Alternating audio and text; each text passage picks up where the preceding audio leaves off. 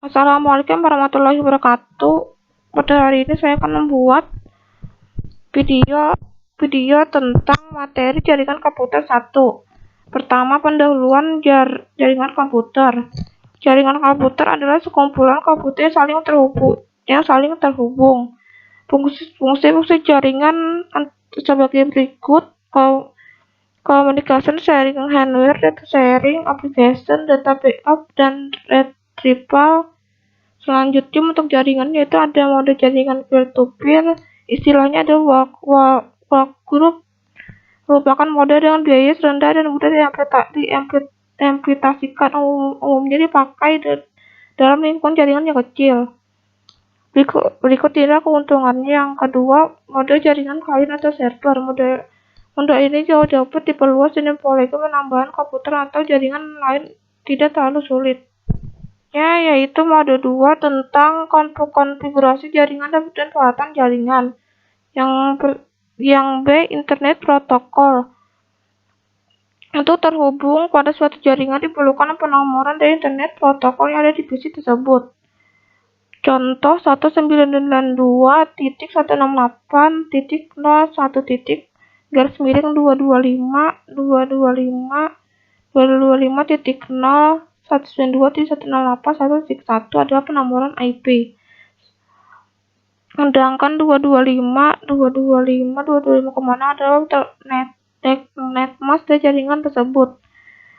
Berikut adalah kelas Internet Protocol. Yang selanjutnya setting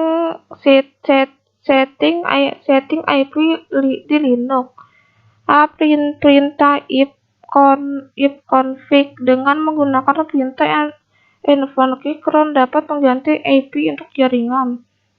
Contohnya sebagai berikut. Selanjutnya B-to-network. Yang pertama ada switcher, merupakan tool yang berada di layar 1, dipakai untuk mengecek apakah interface jaringan sudah terpasang atau belum. Yang kedua ada mute, untuk melihat jaringan sudah ada atau belum. Contohnya adalah sebagai berikut.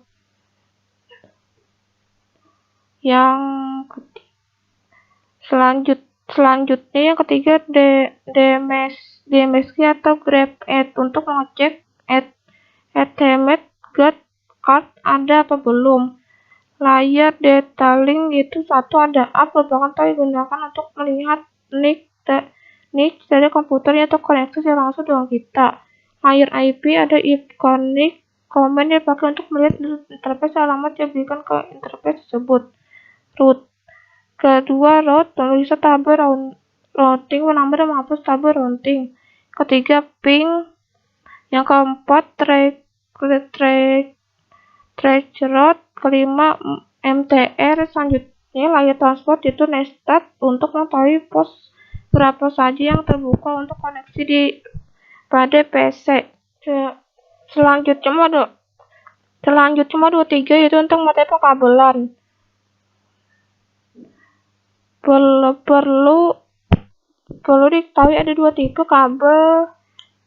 kabelan yaitu straight dan cross. Bedanya, tahu kabel straight digunakan untuk menghubungkan dua hardware yang beda jenis, misalnya PC atau laptop dengan switch. Alat tidak diperlukan untuk melakukan rimping. Berikut inilah langkah-langkahnya. Yang pertama yaitu siapkan kabel UTP, lalu ukur sekitar 1 cm dari ujung kabel dan potong bagian luar dari kabel secara perlahan.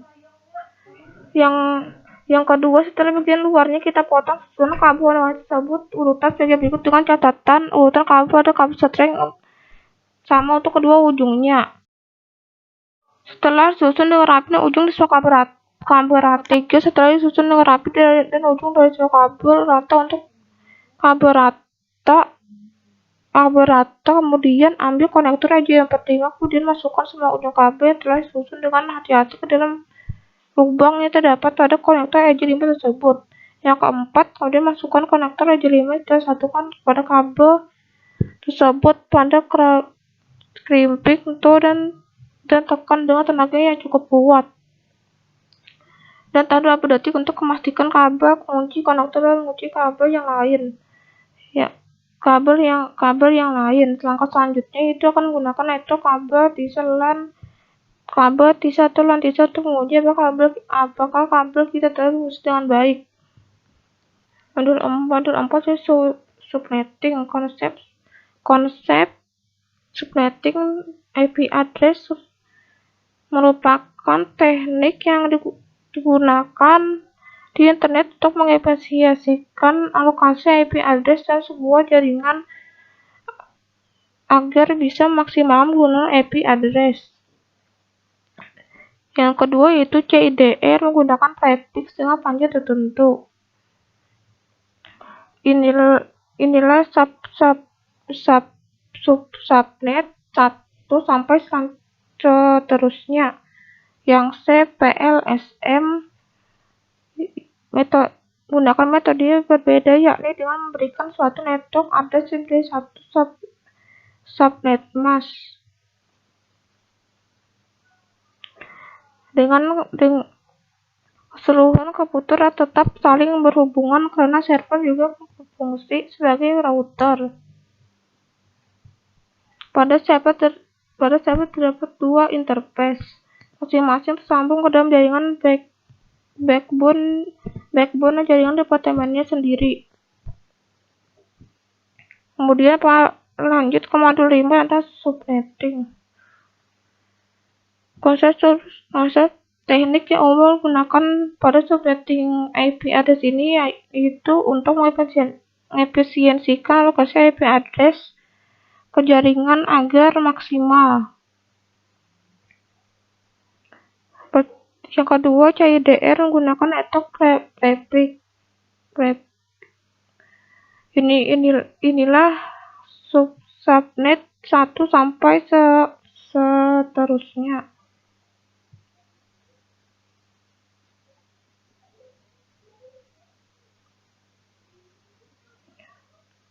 Dengan kata lain, kita membuat beberapa subnetwork atau melakukan subnetting. Keseluruhan komputer tetap dapat saling berhubungan karena server juga berfungsi sebagai router. Modul 6 tentang OSI layer. Layer pada OSI modul ini terdiri dari 7 layer. Inilah tabel dari model referensi OSI. Konsep dan kegunaan layer. Banyak kegunaan yang didapat dari pembagian fungsi menjadi lebih kecil atau yang disebut layer. Kegunaannya adalah mengurangi kompleksitas sehingga dapat didefinisikan lebih detail. Contoh penggunaan sebagai berikut, yaitu layer aplikasi.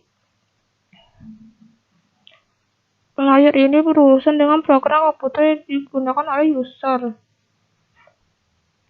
Yang kedua, layer presentasi berguna untuk mengurusi format data yang dapat dipahami oleh berbagai macam media. Yang ketiga, layer sesi mendefinisikan bagaimana mulai, mengontrol, dan mengakhiri suatu percakapan. Yang keempat, layer transport menggunakan protokol mendukung error recovery atau tidak. Kelima, layer network berfungsi di layer network adalah pengalamatan dan routing. 6. Layer data link yang berfungsi sebagai arbitration, addressing error, dan identity data encapsulation. Yang terakhir yaitu 7 layer fisikal. Lapisan pertama dari mode referensi jaringan OSI. Lapis ini merupakan lapisan terendah dan 7 lapisan lainnya. Terima kasih. Assalamualaikum warahmatullahi wabarakatuh.